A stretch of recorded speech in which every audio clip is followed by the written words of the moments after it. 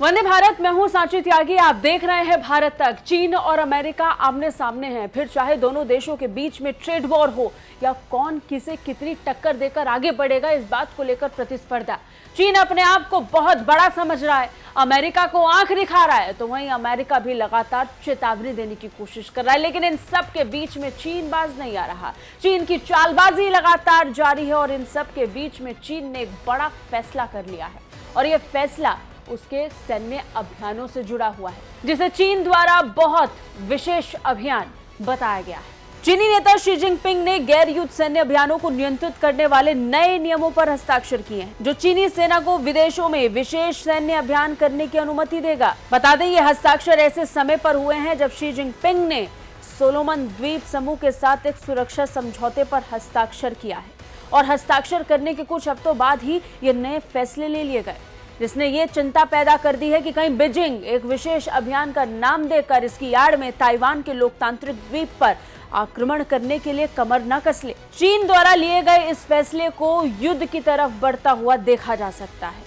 She ने एक आदेश पर हस्ताक्षर किए जो 15 जून से प्रभावी होगा। दरअसल ये जानकारी एक खोजी पत्रकारिता एजेंसी यानी दी रिपोर्टिका द्वारा दी गई थी। राज्य समाचार एजेंसी सिन्हुआ ने सोमवार को एक संक्षिप्त रिपोर्ट में कहा था, ये मुख्य रूप से बुनियादी सिद्धांतों, संगठन और कमान, संचालन के प्रकार, परिचालन, समर्थन और राजनीतिक कार्यों और सैनिकों द्वारा उनके कार्यान्वयन को व्यवस्थित रूप से नियंत्रित करता है। 6 अध्याय के दस्तावेज के घोषित उद्देश्यों में राष्ट्रीय संप्रभुता बनाए रखना, क्षेत्रीय स्थिरता और संगठन को विनियमित करना और गैर युद्ध सैन्य अभियानों के कार्यान्वयन का जिक्र किया गया है। वहीं इससे पहले चीन के रक्षा मंत्री वई फेंगे ने सिंगापुर में एक भाषण में यूएस इंडो पैसिफिक रणनीति के बारे में तीखी टिप्पणी की थी। शांग्रीला डायलॉग सुरक्षा मंच में क्षेत्रीय व्यवस्था के लिए चीन के दृष्टिकोण पर अपने भाषण में उन्होंने एक दिन पहले ऑस्टिन की टिप्पणी पर पलटवार करते हुए कहा था कि चीन अमेरिका के आरोपों और धमकियों को दृढ़ता से खारिज करता है। यहाँ पे बहुत खुले तौर पर चीन की तरफ से ताइवान का जिक्र हुआ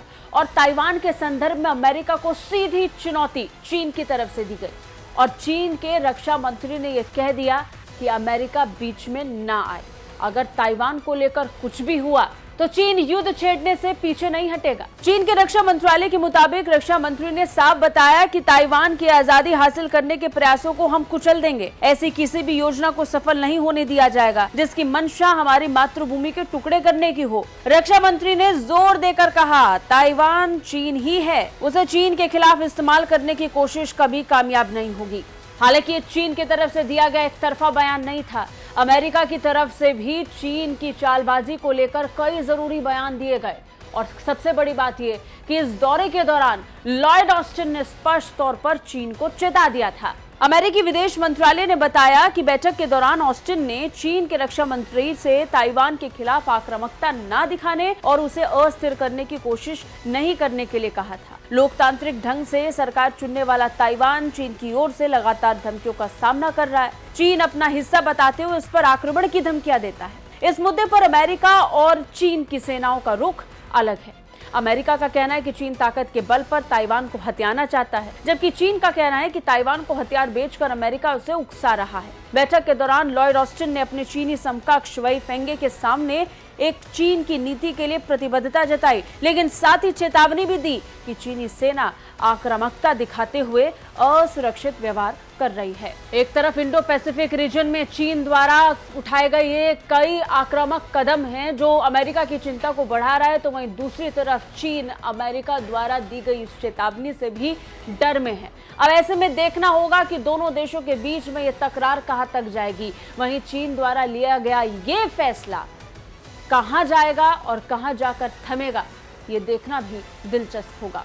ऐसी तमाम रक्षा और विदेश मामलों से अपडेट रहने के लिए देखते रहिए भारत तक। जय हिंद।